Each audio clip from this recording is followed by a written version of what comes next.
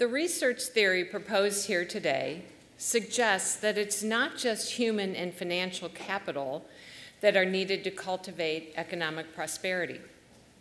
They certainly must be present, but social capital is a critical component as well. This naturally raises an important question regarding the role of the business sector in not just providing employment opportunities, but also avenues for civic engagement and cultivation of social cohesion. Today we have an all-star panel to discuss this question in more depth. To start off the discussion, I'd like to welcome Washingtonian Magazine editor and my colleague on the NCOC board, Garrett Graff, who is joined by the former CEO of Chrysler and the Home Depot, Bob Nardelli. Good afternoon, everyone. I'm Garrett Graff. This is Bob Nardelli. I'm joined on stage to spend the next 75 minutes or so talking at great length about the question that was raised actually in the last session about the role of corporations and business leaders in growing and building and ensuring a vibrant civic engagement in our communities.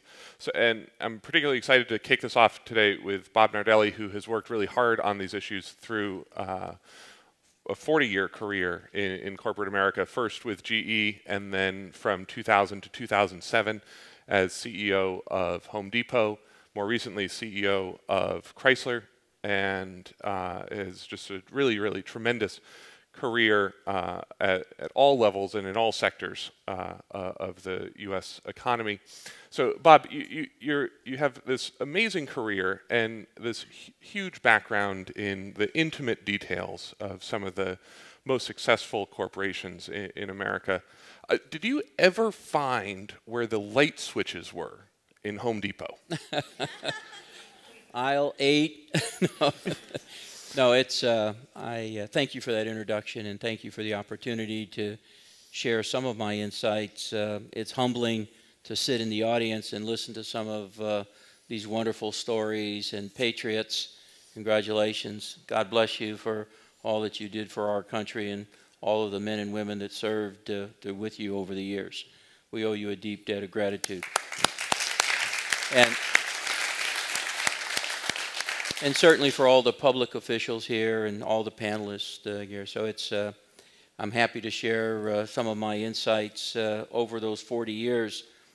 I didn't realize it was that long until you just mentioned it. But it's been rewarding to me in a number of ways. I've been very, very fortunate to have had the opportunity to work with some really outstanding men and women, some real tremendous leaders in their field, and people who gave of themselves in very special ways. Mm-hmm. So what do you make of the theme today and the questions that we're struggling with? What role do you see corporate and business leaders having in the civic health of their communities? Well, I think corporations can play a major role, and in fact, in many cases, have played a major role in a lot of different, and as I said, unique ways. Personally, you know, I started with General Electric, and underneath the tutelage of Jack Welch, he talked a lot about financial glue and corporate glue. And what I've seen transpire from the 70s, the 80s, and 90s, as we were talking about earlier, is social participation and so forth was really more of a financial obligation. As I was growing up, there was an expectation, you know, and it was more of the United Way, it was more of the Red Cross, it was more of the mega organizations, and the way it was kind of viewed is, you know, you're fortunate and you should give back. And what I've been pleased about over the years is that we talked a lot about at Home Depot and even in Chrysler, and we mentioned it here today several times, is the human capital and the physical capital. And at Home Depot, we had 325,000 associates. And obviously not all of them could give financially, but I was blessed that all of them would give of their sweat equity. Mm-hmm. And again, I think we were able to do some really significant things. And the instant gratification that you would get from that, the emotional high that you would get from that, and I'm happy to share some of those stories if we have time here today. Mm-hmm. So one of the things that you and I were talking about over lunch today is there's probably no city in the country more closely tied to its home industry than Detroit and the auto industry. Yeah. I mean, that these are synonymous, that Detroit means autos and autos mean Detroit. Talk to me a little bit about what it was like stepping into your role at Chrysler, knowing that you were inheriting what was going on in Detroit and the huge challenges that that community has to rebuild itself. Well, again, I think if you look at Detroit, it's kind of the bane and the boom. It's you can look back and say, thank God for the auto industry in Detroit, or the bane of that is, oh my God, that whole city was almost totally dependent upon one industry. Of course, the music industry and the auto industry. When I stepped into Chrysler, it had just been purchased from Mercedes. And it was really trying to retract and take an organization that had been somewhat functionalized to Germany and trying to recreate a legendary brand, an iconic brand here in the United States. And we were very pleased with the progress that we made in the first 6 months and the financial benefits. And then, of course, the financial industry melted down, which had an immediate impact on all of the auto industry. But more specific to your point, I mean, if you think about some of the iconic leaders there, certainly Roger Penske, who I think just epitomizes volunteerism and giving back. I think was instrumental in getting the Super Bowl, for example, to Detroit. If you think about Rick Wagner, again, instrumental in getting the Final Four back into Detroit. And one of the things that I was particularly proud of, that I was able to carry with me from GE to Home Depot to Chrysler, is we received the Freedom Award there for our activity.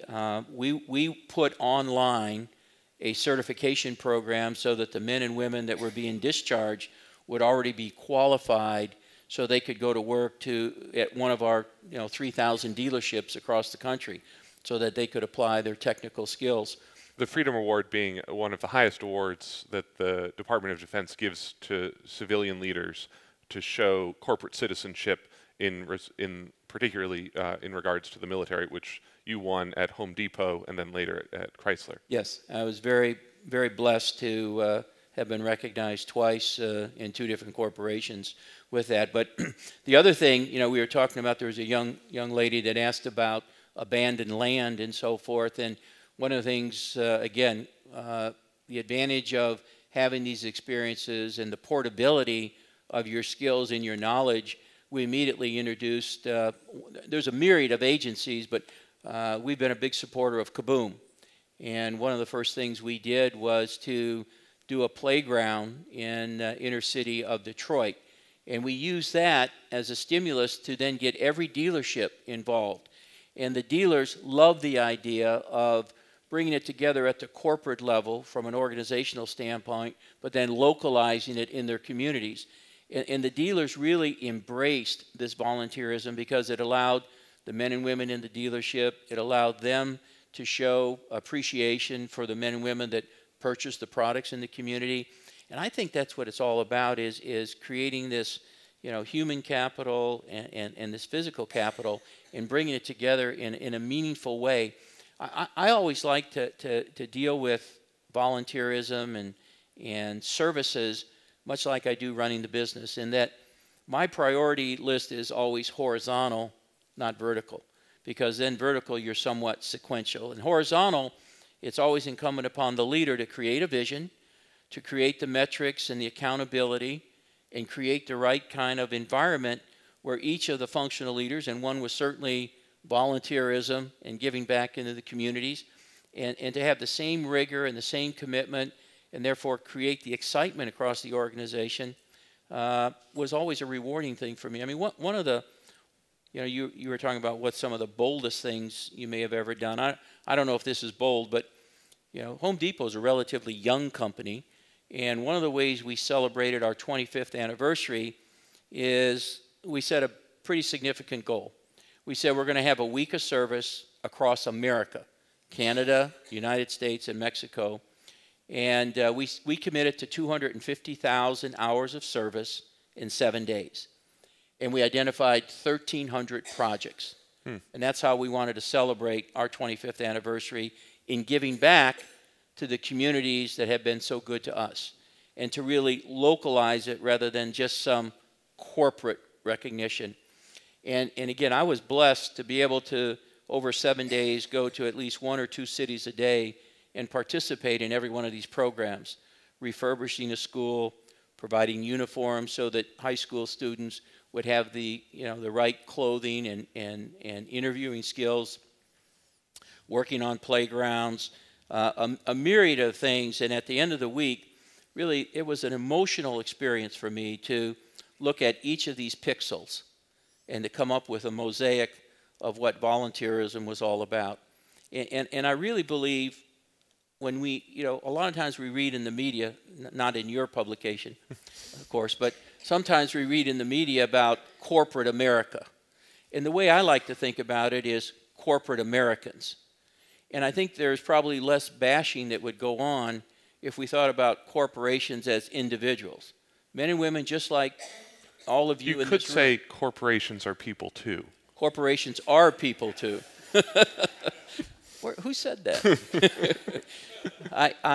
But I really believe that, sometimes we get lost in that there's this logo or this perception of a corporation, and we forget that it's made up of men and women just like all of you in this room. People who do care, people who are willing to give back. Some of the surveys that we did is that we found volunteerism was higher than what was being implemented because they didn't know how to. So on Home Depot, we created a website so that people could go online, get a bill of materials, find out the number of hours or people involved, and then go do a community project. So I believe that it's part of the DNA. I think it's within the fabric of corporations, our people too, to be able to do that. And I've been lucky because all I've done is allowed them to do what they really wanted to do. One of the things that strikes me about both of the corporations that you ran, Chrysler and Home Depot, is that these are organizations that have a huge local footprint. Home Depot had, I think, about 2,000 stores when you were there, and Chrysler has about 3,000 local dealerships. And that these are, in many ways, the local civic leaders, the chairs of their local Rotary Club or the Kiwanis Club or the local Chamber of Commerce. Talk a little bit about how you dealt from the corporate level in encouraging that type of civic commitment or fostering that type of local leadership.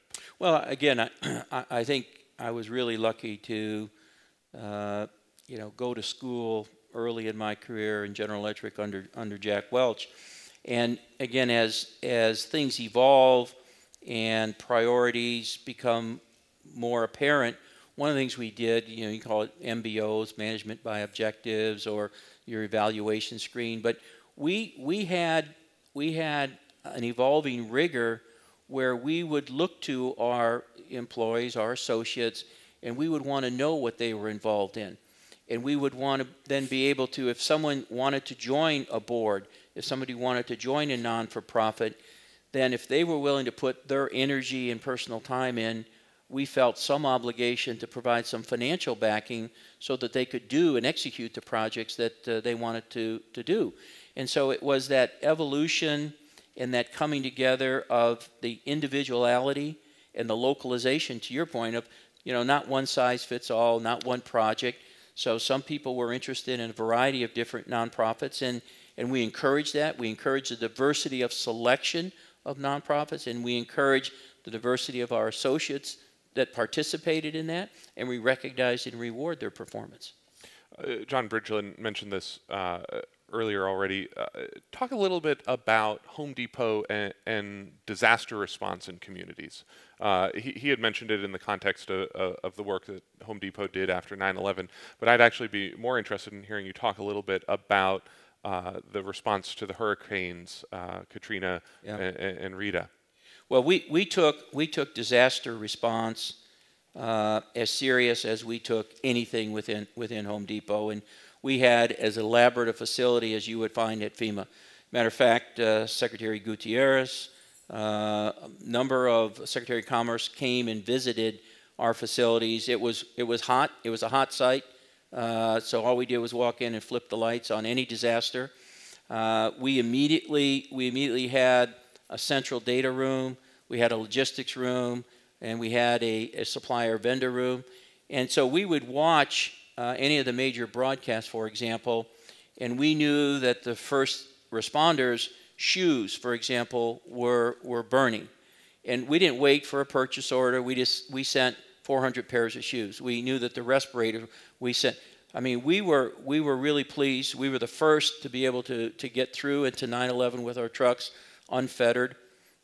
We got a call from the Pentagon that needed shoring timbers.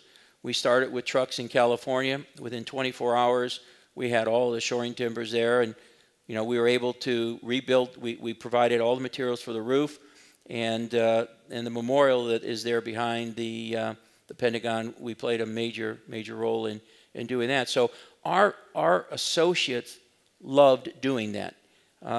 If you think about Katrina, these were men and women who left their families to go back to the store to open them up to make sure that the community was able to get materials that they needed. We would expedite water and generators and fuel and ice, some of the basics, most simplest things you would think about, and our people would swell with pride in being able to go into these communities. And some of our stores were totally ravished. And so we rented circus tents and opened stores in parking lots. And they came up with, portable cash registers, or we would be writing IOUs down, try to get. I was so proud that our stores were the first retail stores open in that community to really provide a lifeline so that people could start to get their lives back together again. Mm-hmm. I think I will pause our conversation here and invite up the rest of our panelists to join us, and we can sort of expand out this conversation.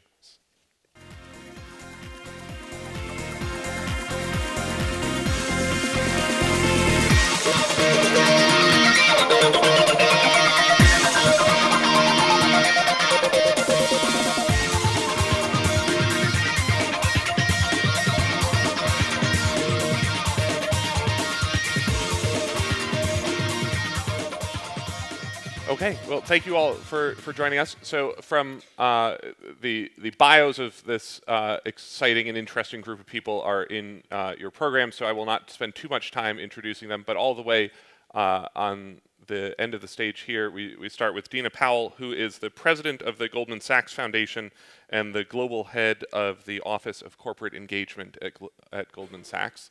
Next to her, we have Amar Singh, who's the editorial director of CSR Wire, which covers corporate social responsibility. And then we have Philadelphia's own Christina Lurie, the owner of the Philadelphia Eagles here, and Pamela Hawley from Universal Giving, which is a website and organization that helps to connect volunteers or people interested in volunteering with vetted opportunities to do so. So I think this is going to be a very interesting group to talk with this afternoon, because we have regional, local, national, and international corporate leaders here, as well as people who follow this and have spent their careers studying this as an area. So, Aman, I'll start with you with a question that you and I had kicked around a little bit at lunch. Is corporate citizenship the same as corporate social responsibility? Yeah, thank you, NCOC, for having us here. We're really proud to sponsor the conference this year and spread the word on a very important issue that in the big universe of corporate social responsibility often gets forgotten, and that's the connection between civic engagement, job creation. And that's a question actually that I've been trying to address for the past 8 years, first as a reporter at Wall Street Journal, then at Forbes.com, and then at Vault, which is a career information website that ranks companies on factors like diversity, women leadership, green programs, and now at CSR Wire. And the simple answer to that is it is the same, and it's a question of nomenclature. For some industry, it's more pertinent to call it corporate social responsibility. For other, it's corporate citizenship. The newest love child of the industry is creating shared value. Some of you must have heard of that. But I think we're all getting to that same concept at the core, like Bob indicated in your conversation. It's really that culture that understands the responsibility, that understands the universe they operate in, and understand that it's their responsibility to take care of their social and environmental universe. Mm-hmm. So, Christina, talk to me a little bit about what today's theme means to you. That when you look at this from your perch, what does civic engagement mean to your organization? I think we're the 4 cheerleaders to Bob to begin with. No, but and you know, if you think about the Eagles, I think we think of ourselves more of as a family business and not a corporation. So that's important. And because of that, we're very close to our community, and we do think that we're really responsible to our own organization, the same way that Bob is with his, and to our fans. You know, we wouldn't exist without our fans. And we also believe that we are accountable to the sustainability of our community. So that's really important. And we're in a different position because of our brand, because of our celebrity, because of our position to enable positive change. And we have so many eyes, you know, literally looking at us. So, for example, take Monday Night Football. Millions of people would turn their TV on and they'll get an overview of our stadium, and soon they will see solar panels and wind turbines. And I think that's a way of people understanding that a business can be both doing good and simultaneously be profitable. And so I think that you know, plays a role in influencing how other people, you know, go about their own business. Mm-hmm. Not sure if that answered your question, but. Pamela, talk to me a little bit about what you think that, from your perspective, companies need to understand about encouraging cultures of volunteerism. Well, I think, you know, when we work with companies, we work with them a lot on helping them determine what would be their CSR strategy and what might be the ways that they can invest their dollars, and as well as volunteering, and both domestically and abroad. And you know, when you look at what you need to do, especially when you're starting to move into the kind of international, it does change radically. And I'd be curious to hear what you think about this as well. But we talk about this in some ways. We view citizenship a little bit differently, because you do need to establish this local license to operate. And that's true in the domestic area too. But what that means is that companies are really establishing very strong relationships with everyone from politicos, high net worth donors, tribes people. It really depends on the constituents who are in your local area. And I'll never forget one time when the company said, okay, so when do we get our certificate? And I said, well, the local license to operate is not a certificate. It's that trust. It's that buy-in, and it's long-term relationship building, especially because in the United States, we have that culture of philanthropy, and no one knows that better than Philadelphia here. We have those fraternal associations. Internationally, volunteerism exists. There's different words for it. There's different interpretations for it. But we have to be very careful when we go in there with our view of service, our view of volunteerism, and what helping means. I remember there was a case in France where Disney came in to help provide some opportunities, and it at first was kind of pushed away from the culture because culture said, no, families and churches handle this. So we have to be very sensitive about that. I'd say you need to have a strong strategy in place from headquarters, but you also need to make sure you're really listening to your local employees, because they see the projects as they walk by on the way to work. They see what the real needs are. And then third, you have to be responsive to what the local people want as well. Dina, you started in the last presidential administration working on public diplomacy at the State Department, Deputy Undersecretary for Public Diplomacy and Public Affairs. And your new role has you effectively doing the same thing from the corporate side. What's the difference from what you've been able to see on doing this in government versus doing this at a corporate level? That's a great question, Garrett. And like Aman, I want to thank the NCOC, for bringing us together in such an impressive group. And I have to do a little special shout out. I don't think you can talk about citizenship in our country without talking about extraordinary leaders. And Secretary Norm Mineta, who is here, and his beautiful wife Denny, I really think exemplifies that kind of leadership. You know, when you hear so much talk now about the lack of bipartisanship and the lack of putting our country first, you know, he always saw through that fray and served in many different capacities. So I think he deserves an extraordinary round of applause. I had the privilege of working with him, as you said, and with Jocelyn White and John Bridgeland, and I do think that was an era that we began to really see these public-private partnerships, and I think, you know, Bob sees that now as well. I think we're in this new generation where the public, the private, and the nonprofit sectors really have to work together to tackle any global challenges that we have. But people often do ask me, what's different about what you used to do in the government than you do now? And I will say, and I think the Secretary would agree with me, corporations can be a little less bureaucratic. You know, when our CEO, Lloyd Blankfein, and our board wanted to make a major investment in job creation and growth in our country, you know, we did have to present about a year's worth of data and information and really showed our business plan very clearly. But at the end of that, he was able to make that decision, you know, not go to Congress and spend months wrangling on these issues. But it's also very important, I think, that corporations treat philanthropy as a business and hold those of us who are implementing it very accountable. So with our 10,000 Small Business Program, which is an effort to reach 10,000 small business owners in our country with business education, capital, and mentoring and networking, we actually track every single small business owner. We measure their results, and we're very pleased to say now that we have some great results. 80% of the small business owners have increased revenues. 50% have created new jobs, and most of them are finding ways to work together in these marketplaces that have been created through the program. So I think there's an efficiency about the private sector that you know, we hope is increasing in the government, and we know how challenging that is. Let me ask a very basic question. Why is it worth it to Goldman Sachs to launch an initiative like 10,000 Small Businesses? Well, first of all, our firm has had over 140 years a core value of giving back, and we've had it in a number of initiatives all these years. But I think, again, Bob was hitting on something. I think corporations are going away from traditional philanthropy. Not that there's anything wrong with that, but the writing checks to support mega organizations. But I think people now are asking a different question. What can you do with your resources, your talent, your relationships to really make a meaningful difference? And we believe that we know something, we hope, about economic growth and markets. And if we can lend that at a time when there is such a crisis going on with job creation and need for new jobs, especially with small businesses. You know, we're a wholesale firm, not a retail firm, so we don't traditionally work with small business owners. But we have waiting lists of hundreds of people at Goldman Sachs who want to be mentors and review business plans for these small business owners. We're incredibly proud that mayors across the country are asking for this program.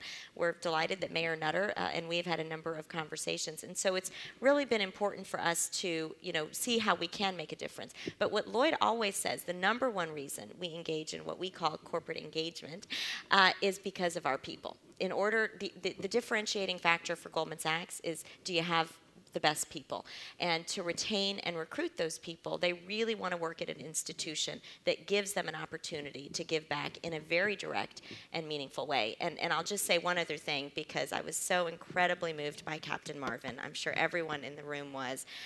Our second largest initiative beyond the 10,000 small businesses in terms of our own people contributing to is our Veterans Initiative. And we have been so proud to work with the Mission Continues and many individuals like Captain Marvin, because we don't look at it as the right thing to do, which of course it is, but it's such an opportunity. If you care about human capital, is there any greater human capital than the men and women of our armed services coming back and continuing to serve our country? Mm-hmm. Yep. Bob, do you think that what Dean is saying there is true? Is there a competitive advantage as a business to being better at volunteerism than the next company? Absolutely. I totally support the notion of being able to attract, motivate, and retain a powerful workforce. I totally agree with that. And again, whether it was at Chrysler or whether it was at Home Depot or even at GE, people want to be part of an organization that when they're at their home, leaning over the fence or a social gathering, you know, they kind of talk with pride about, you know, either this 10,000 helping these small businesses, or in our case, we were talking earlier, sir, about at Home Depot, we hired 35,000 veterans. And we saw them as a huge competitive advantage. They understood commitment, they understood accountability, they understood team, and that there's no I in team.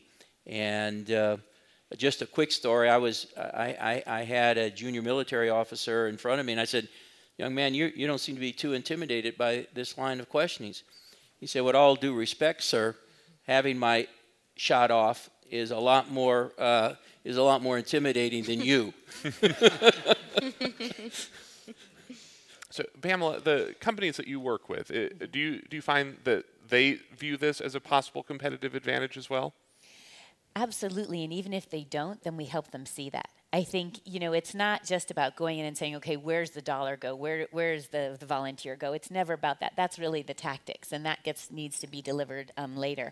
But I think, you know, I do disagree with some of the thought out there that it's all strategic. Even some of the strategic part of it has to meet our hearts. It has to do that. And I don't think there's anything wrong with that. I think, you know, when we look at the value proposition for companies, there's really 5 main components as to why they do it. And one certainly is employee retention, but it's also recruitment. If you look at Y generation today, I don't know any interview I've been through where they don't ask, what does your company do to help the world? They will go sell routers. They will go, you know, do accounting, whatever it is, as long as they know that your company's doing something good in the world. And I think companies also have to realize that that force can be extremely strong for you on CSR. CSR is moving out of just kind of a department area. If you look at how YGen acts online and with their presence in social media, they like what you're doing. You just, their reach is 1 to 1,000. They have a reach of 1,000 people. They get on and tweet about a service project that GE did, or, you know, that Cisco does, one of our clients, something like that. It's huge. And it's not just coming from the press office of Cisco. It's from someone who works there, and it's just tweeted out and put on Facebook that just got to 1,000, 2,000, 5,000 people. So your CSR can actually just be embedded through your team of employees. I mean, so we look at what really makes it happen that's strong on the strategic front for them. It's employee recruitment and retention. It's client recruitment and retention. Any of your clients, your vendors, they want to know you're an ethical company and working there. The third is that they really look, obviously, at the corporate brand. Absolutely, it affects the brand. When I pick something off the shelf and I look at it, I listen to my gut. I'm like, do I feel good about this or not? I might not have remembered the exact ad, but I know that something about that is making me have a reaction to it.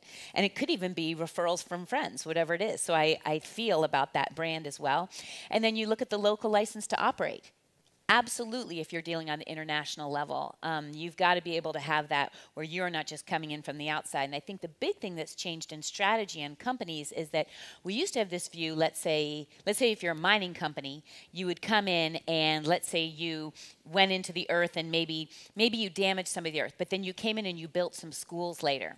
That's actually not really the way that effective CSR is moving these days. It's if you go into the earth and if you mine the earth, not only do you leave it the way you left it, you have to replenish it, you have to put more fertilizer or soil or whatever you do in it, but you also have to leave it better.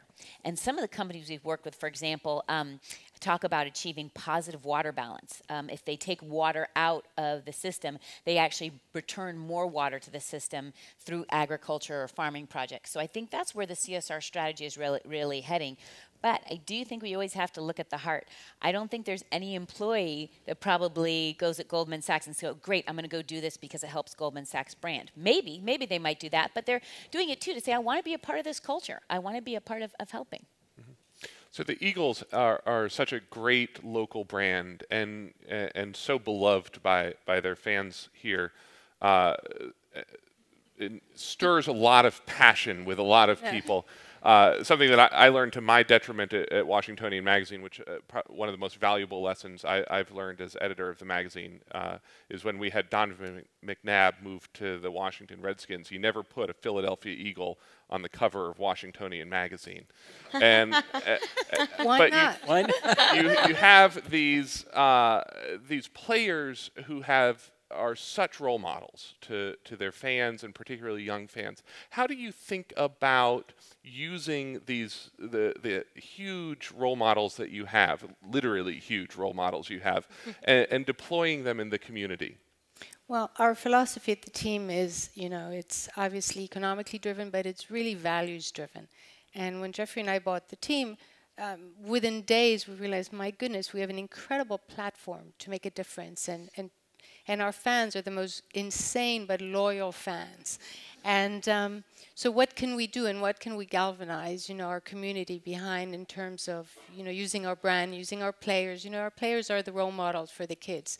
So we immediately started Eagles Youth Partnership with the focus of helping kids both in education and in health.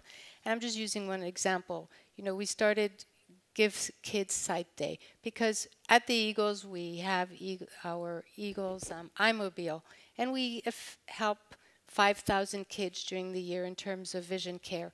But that's just a sliver of the population who are falling through the cracks. So we thought, okay, let's work with the whole city, with the community, with Wills Eye Hospital, with Jefferson Medical College, with the school district, with PCCY, all these partners. We believe in partnership is really important. And we do this Give Kids Sight Day once a year.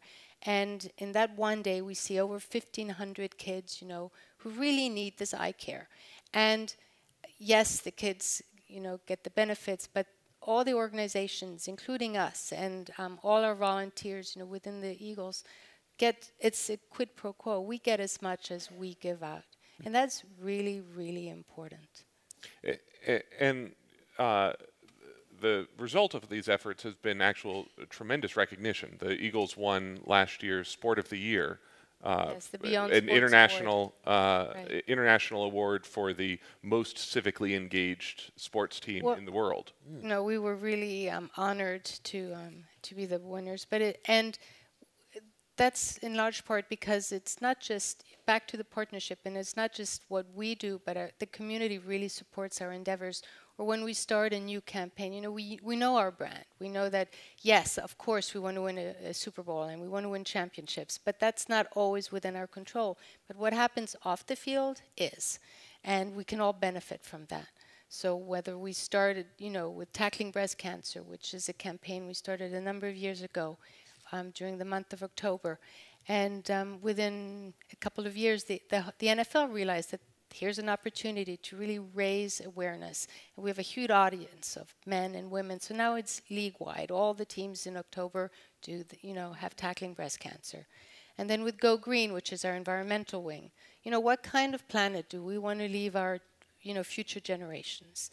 And so we learned a lot about it. This started 10 years ago, and leaps and bounds have happened in terms of, how to, be more energy efficient, and how to recycle, and how to, talk to our fans about what we do.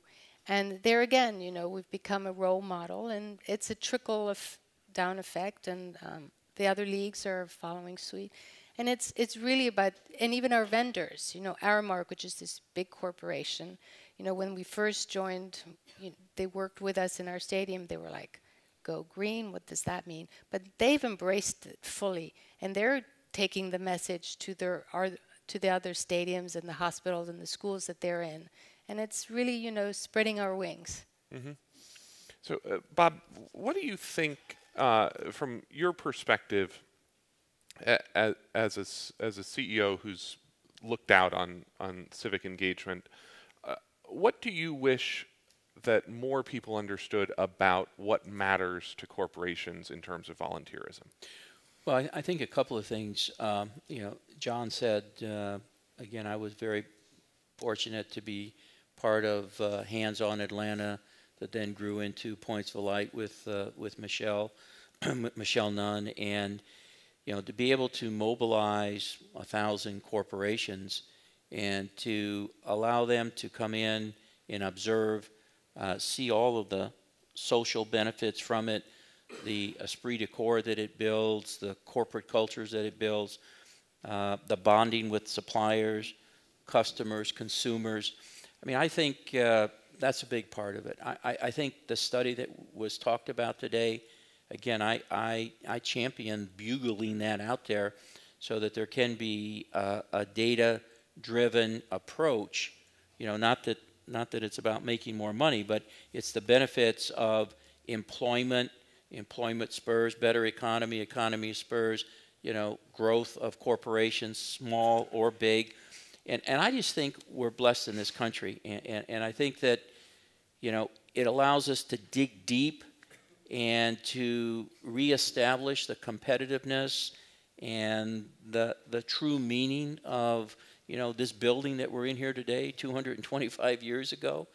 You'd love to see that coming together. And I do think this is an enabler. We heard a lot of different things, a buffer, but I think it's a huge enabler to reestablish the grit that made this country as great as it is. Garrett, could I just make one comment to that? I think it's interesting when you're saying that about, the company not necessarily make more money. And I think that's okay. Think about the stats that were up there too, that where there's more nonprofits and civic engagement, employment is higher. And I look at it and I'm so grateful, especially in this economy, for all the large companies out there, corporate America, corporate Americans, yes, that provide these jobs that allows so many of us to be able to do volunteer work on the side. And so I think when I look at it, I go, I think it's wonderful if CSR can help companies make more money and become more profitable, because I think then they give back even more. So Amar, you've been writing and reporting and researching these topics for years now. Have you seen a shift in the way that corporate America views civic engagement since the recession started? Yeah, it's definitely counterintuitively, it's helped bring it more to the forefront because for the longest time, and again, it goes back to the evolution of CSR. Bob referred to it, Pamela referred to it, starting as kind of philanthropy. It was more dollars. It was, that's how we measured it. How much can we give from our revenue? And then it came down to more about cause marketing. Carol Cohn started Cohn Communication. It became about these big international community projects. And then it came down to sustainability. Now we're talking about green and energy efficiency and saving paper and forest conservation in the same sentence as our social responsibility. And I think today we're at a point where companies are starting to look at it as a big universal, concept where you embed all of these different things. And civic engagement is, I think, a small part of it right now. It needs to be a bigger part. And it goes back to when I was working at Vault. It was a big challenge for me to talk to HR and recruiters and career advisors at colleges to help them understand what CSR means for them and therefore their students and future job seekers. How do you connect that segment with what a company is offering in that interview process? And I think that's a challenge that the recession has really brought up to the surface. A company providing jobs is a social responsibility, but let's go 2 steps beyond that. How do you retain those employees, and how do you make sure you're giving them a life cycle career, not just their first job or their next 2 promotions? Because recruitment is as much their responsibility as retention. And obviously employees are brand ambassadors. They'll take this message back to their community. They'll feel proud, and it's a cascading effect. So in that sense, I think the recession has helped bring civic engagement to the forefront, but I don't think it's where it needs to be. And hopefully this research, communicated through the right channels and with leaders that are present here, and Bob, we can kind of translate this into a meaningful way for our communities. Mm-hmm. Dina, one of the other big Goldman Sachs initiatives is 10,000 Women. Mm-hmm. Talk a little bit about that and what got that started. Mm-hmm. That was a program that our foundation launched in 2007, actually well before the global recession. Yeah. And it was organic within the firm. 2 of our economists wrote pieces titled Womenomics and Women Hold Up Half the Sky. And each of these were independent pieces of research which found that greater labor force participation by women led directly to greater GDP growth, especially in emerging economies.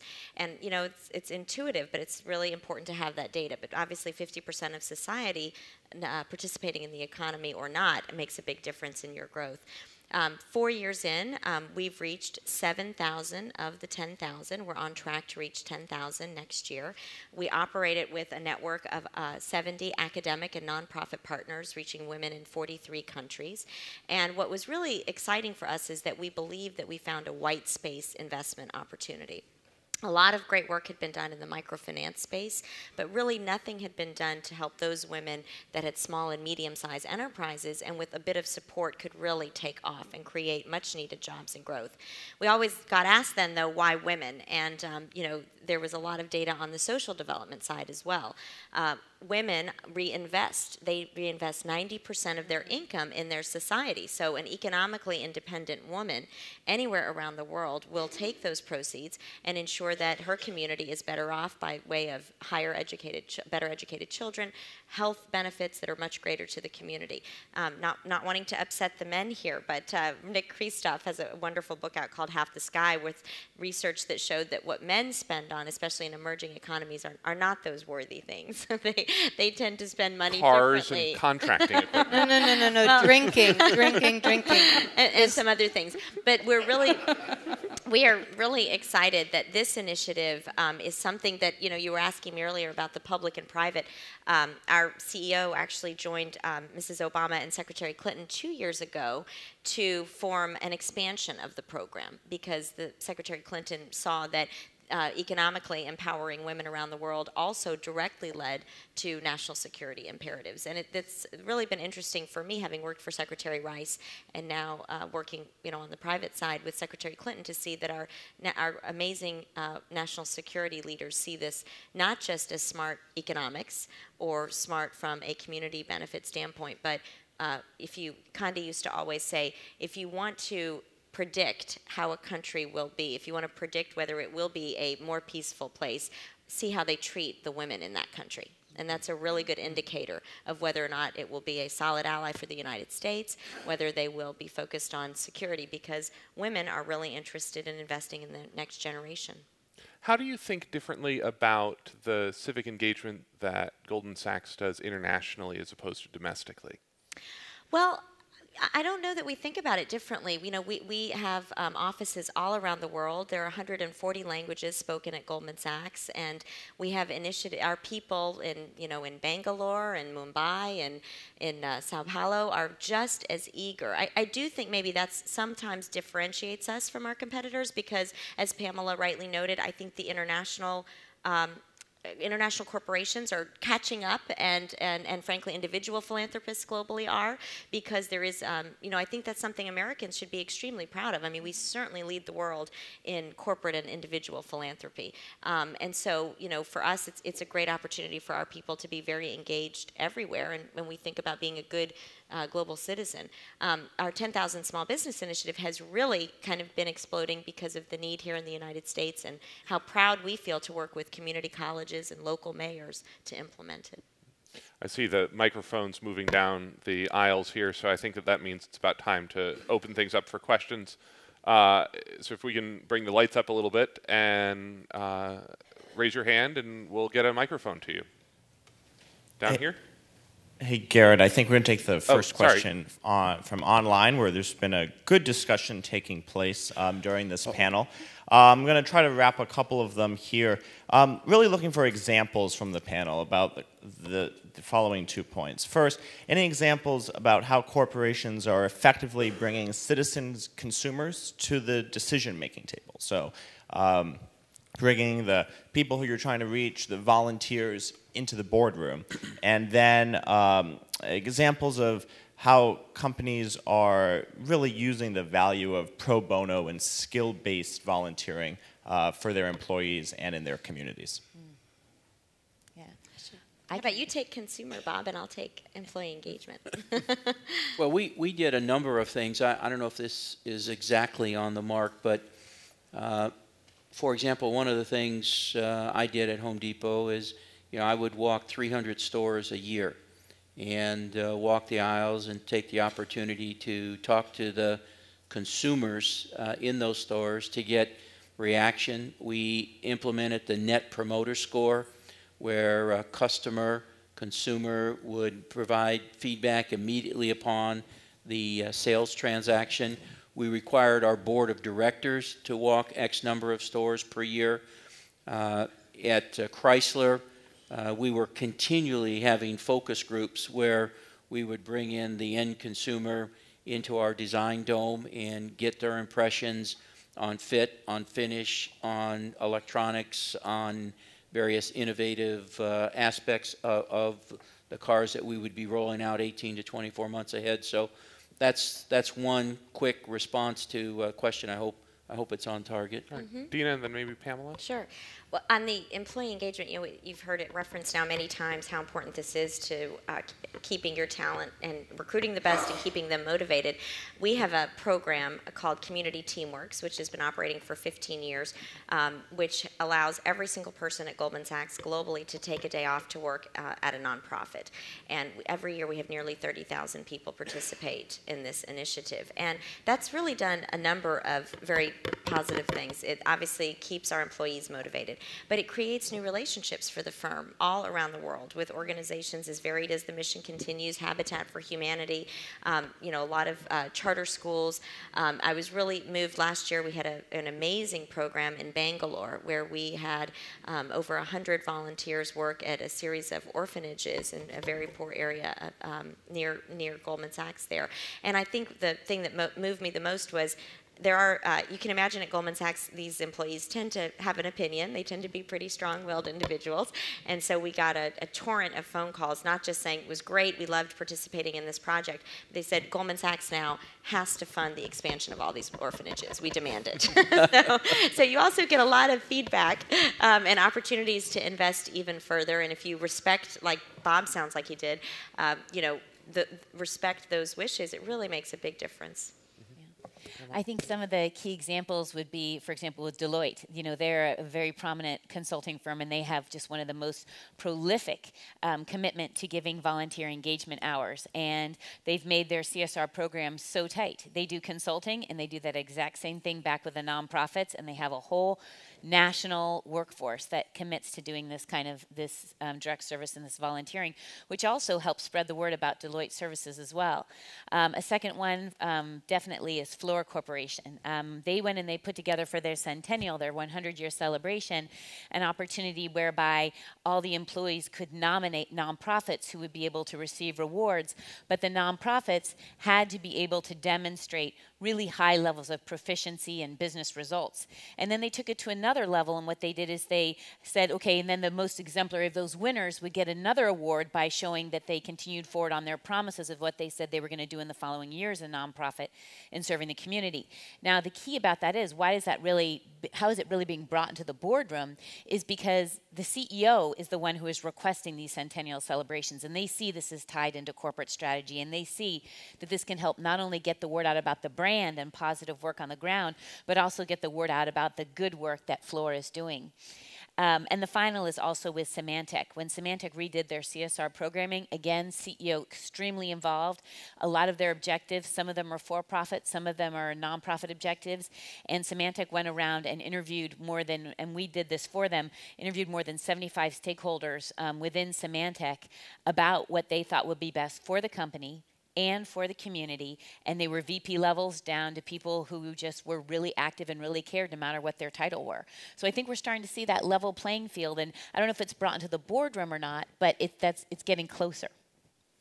I saw you nodding along there for a couple of Pamela's points. I just have a couple of things to add to that. One, there's so many examples, as you caught a couple of the ones that I was going to talk about, but then there's Timberland. That's ahead of the game in some ways. They make it mandatory that you have to volunteer. It's in their job descriptions.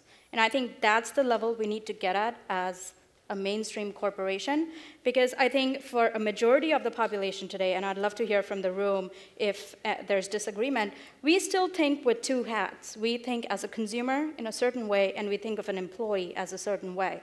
And that divide is still very present. We will go and buy our organic food, but we'll work for an employer that we might not agree with in terms of their value and their culture. And I think embedding these things into job descriptions and performance reviews and kind of integrating it into our culture is going to really help bring that to the surface. And the second point I wanted to address was kind of bringing the citizen consumer into the boardroom. I offended some people last year at a CSR conference because a similar question came up, and I told them that Zappos, which is a very small company and a relatively new company, broadcasts their board of directors meeting live to their employees. It's transparent. It's maybe a very outlandish example of transparency, and every company cannot get to that level. But it's a small example of what companies are starting to do, and it explains why more of us are willing to work at an Apple or a Google or a Zappos than more of the traditional service sector industries that have dominated the space for a long time. Well, it's interesting that you mentioned Apple there, because one of the things that I was thinking about, the iPhone 5 comes out tonight, so I'm obligated to ask at least one question about Apple. Well, it goes online tonight. 12:01. Apple has, I think, created a very interesting model that they do not have a core social service component to their corporate mission, and that Steve Jobs was sort of famous for being the anti-philanthropist and not civically engaged. And it has served them very well as a business. Do you see them more as an outlier now, or is there sort of their argument has always been, we build great technology and that changes the world and that makes the world better, so we don't need to be engaged in our communities? Yeah, that's definitely an outlier, and I think a lot of things are starting to change at that culture too since Steve Jobs passed away. And, God knows CSR Wire publishes so much stuff about Apple because they're always in the news, and we always have things to pick with them over sustainability and work culture and labor relations. But I think that's an outlier. I think their hip, cool trend was really good to attract that population to work there. But now that everything is starting to come out in the open, people are starting to talk about it. There's more news about the work culture. There's a new CEO at the top. That's changing the culture and the tonality. So I think in the volunteerism sector and the social responsibility, I think Apple is an outlier, and I really hope no one follows that. Okay, audience questions.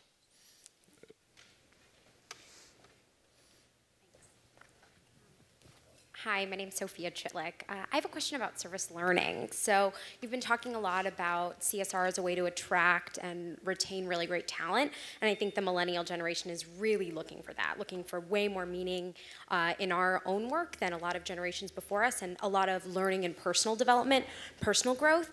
So you're talking about these trends in CSR, and I'm just wondering, have you seen a shift from community service to service learning? Do you see that as something that's emerging in CSR? We do at Universal Giving. We actually have an intern force, and often it can be service hours. It's much more intensive in a lot of ways because the projects they have to be a certain type of volunteer projects. We very much believe in it, though. We have a team of about 35 people, and about 65% of our team are interns, and a lot of them are focused on service learning. So that's internally for us as an organization. I don't know as much on the company front. I haven't seen it as much because I think that I haven't seen that trend as much. Perhaps others can comment on that. I definitely think that this notion of service learning is something that's increasing. We had a program for many years where very senior vice presidents could take 2 years and go work at a nonprofit, 1 or 2 years. And, and it always had to be a very meaningful project. They had to work directly with the CEO of the nonprofit to feel that they were making a difference. And they came back and obviously had enriched, their experiences. Because if you're, a banker and you're going to be a banker for 25 years, having the chance to go work in an environment that's totally different obviously expands your horizon. Also, I'm sure Captain Marvin might have a view on this, but I think that's one of the really unique things about the Mission Continues.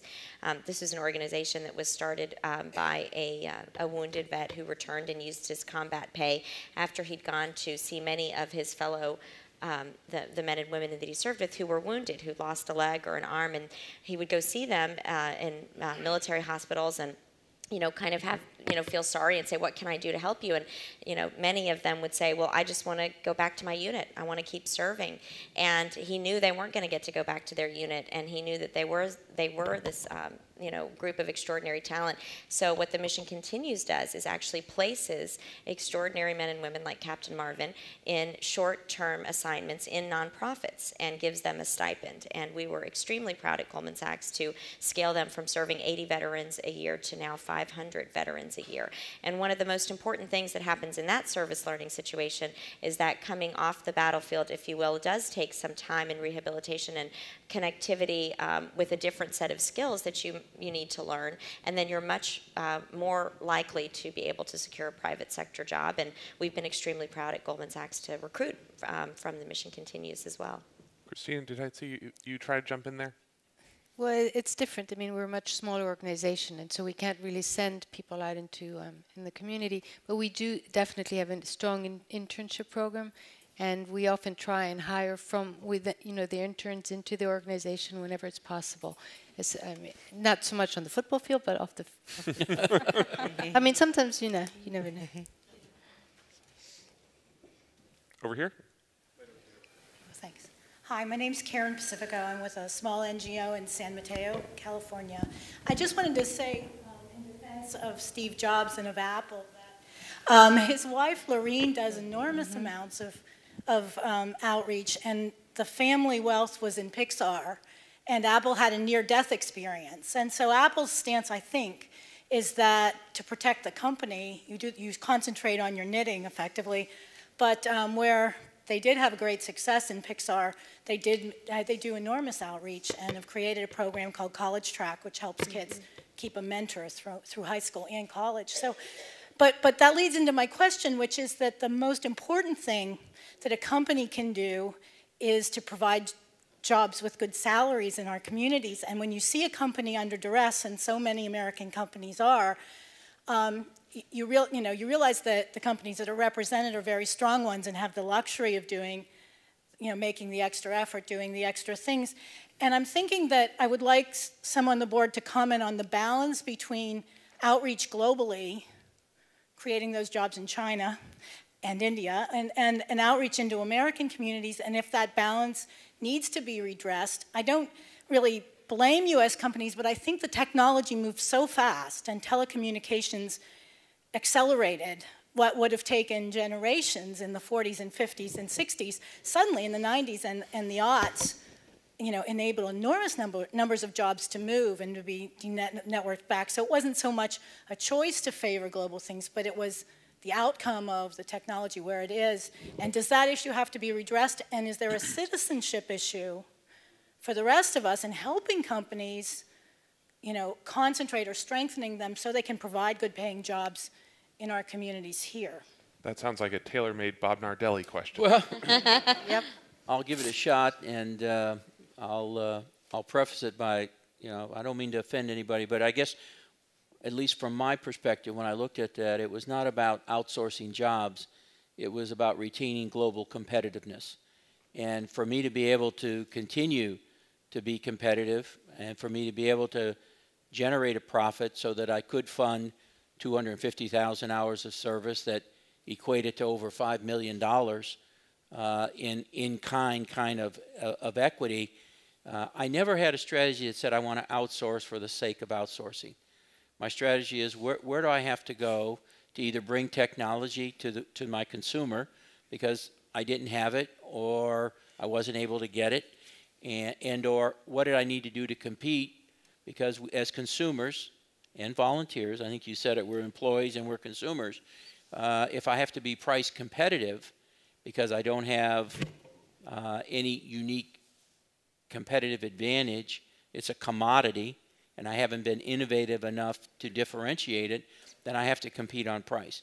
So I think it's a little bit of a chicken and an egg in that, I not to make a political statement, but, we talk a lot about energy independence here in the United States. And if we were serious about it, it would create hundreds of thousands of jobs. Yep. And if we were the low-cost provider of energy in the globe, jobs would flock here because that's one of the biggest costs in producing products. You'd be surprised. In the auto industry, labor costs were only 10%. The rest was material cost. And a big cost was copper. And most of the copper is coming offshore, unfortunately. And so, but if we were able to be more energy competitive, I think a lot more jobs would flock to this country. So I don't mean that to be a political statement. It's just the reality of running at least industrial and major corporations. So I'm going to use the moderator's prerogative here to ask the last question, and ask each of you, one of NCOC's great partners is the Case Foundation, which has been pushing organizations to be fearless, to fail forward, and to take big risks. So I wanted to ask each of you if you had sort of one message that you could encourage other corporate leaders to take to heart. What would you encourage them to be fearless about in terms of incorporating volunteerism and civic engagement into their cultures? And maybe we'll start unfairly with Dina. I will first say that Jean Case is a very good friend of mine, and she's just a remarkable woman. And one of the big risks that she's encouraged corporations to take is to really embed pro bono service and hours into their cultural, into their company's ethos, and that's made a huge difference. Well, I think, I think our company has taken some really big risks. We like to call them big bets. 10,000 Women was a $100 million initiative over 5 years to reach 10,000 women around the world with the support to grow their businesses. And certainly it had a lot of, accountability associated with it, but that was a giant risk at the time, and we took it, and I'm really proud the leadership of our company took it. And again, made sure that there were safeguards to do what we said we were going to do. And with 10,000 small businesses, we're investing $500 million over the next several years to grow jobs in the United States through the best platform possible, small business owners. And so while companies, it's not so much just the size, it's to find that white space that has not been invested in before, really energize your people around it, and show the dedication through your leaders. And I think you can make a huge impact, especially now more than ever. Omar? Where to begin? Just kidding. As a reporter, that's one question you constantly struggle with, because you obviously want corporations to be completely transparent, but that's not the reality. I think if I was to pick one thing, I would say there's a lot going on right now across sectors with voluntary disclosure and corporate social responsibility reporting, reporting on your non-financial indicators like civic engagement and volunteerism and pro bono and philanthropy and so on. I would say for companies to really make that work, right now they're investing months and hours and lots of dollars in publishing these reports that a lot of people don't read. I would say take those to heart and use them as a brand message to talk about your culture and bring back your trusted position in the marketplace, because the trust has eroded. And it is up to them to bring it back. And I think that's one tool they can use very successfully to connect with their employees, their future employees, and consumers. Christina? I actually don't think there's anything fearless for a corporation to do to improve their lives in the community. I mean, I think it's just what we should all be doing. On a more personal note, where I think I've maybe been a little bit bold, is producing documentaries, because doing documentaries on social justice issues, we did a film on called Inside Job last year, and we won the Oscar for it. And we're in the middle of we're going to release a film early next year called A Place at the Table, which is about hunger in America. I mean, 1 in every 3 child does not know where his next meal is or her meal is coming from. So I think that's being bold, but it's not about being fearless. I mean, that's what we should all be doing. Pamela? For me, what I hear a lot with companies is that, thinking about going into the next country or thinking about it more in an international perspective. But I think that anyone who runs a good company knows that where real change and fearless change happens first is internally. It happens internally within the company. And one of the things that you're starting to see a little bit in, and again, I don't think it should be ubiquitous. I think each company has to decide whether it's right or not. But when you're recruiting and hiring, and when you're also doing performance reviews, having an interest in and engagement in volunteering being part of the criteria. If you have 2 senior VPs that you're thinking about hiring, and it's between the 2 of them, and one of them really express a strong interest and a track record in volunteering, I would say that should be a criteria in hiring. And because one of the biggest challenges we hear when we go into companies is, well, I really want to volunteer, but my manager doesn't endorse it, or they look down on it, or they won't take the time for it. And so then what happens is that stops. Even if the CEO's behind it. This stops the CEO from doing it. So I would say if you can put in the managers in place and recruit and hire people and have performance reviews based on the fact of part of that as one component, even if it's 1/20th of it, that will help. And eventually, I do believe that will also help the bottom line. That will help the brand. That will help other things. I don't think you should do it just to do good. It should be strategic as well. Bob, Okay. final word. Final word. Embrace it. Don't delegate it. Don't abdicate it. Your employees want to see exactly what you said, that you're the old play, walking the talk. And if it's important to you, and it should be, then you should put somebody on your board that is just as experienced and is going to hold you just as accountable as the person that runs your audit staff. You know, that audits your books and your financials. That's a government requirement. You have a personal requirement to put somebody on there that's going to be on that board, that's going to champion that cause, is going to hold you and your organization responsible for getting more involved in your communities in which you live and work. Great. Thank you all, and thank you, panel, for a great conversation.